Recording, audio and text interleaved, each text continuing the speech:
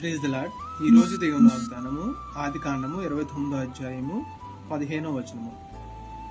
ఇదిగో నేను నీకు తోడైయుండి నీవు వెళ్ళు ప్రతి స్థలమందు నిన్ను కాపాడుచు ఈ దేశమునకు నిన్ను మరలా రప్పించుదను.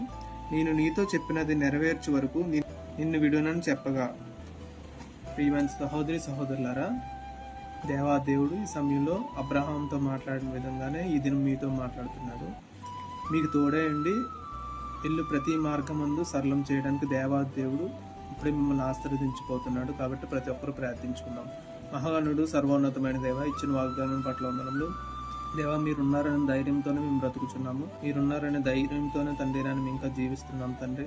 దేవా, మేము వెళ్ళే మార్గం అంతట్లో సరళం చేసి ఎటువంటి ప్రమాదములు కానీ తండ్రి ఎటువంటి ఆటంకాలు కలగకుండా ఎవరైతే మంచి పని కోసం నూతనమైన కార్యం కోసం ఎదురు చూస్తున్నారో వాళ్ళ యొక్క తండ్రి కార్యము సిద్ధింపు చేయమని ప్రభువుని యేసు నామములో అడిగి వేడుకుంటున్నాం తండ్రి. ఆమేన్.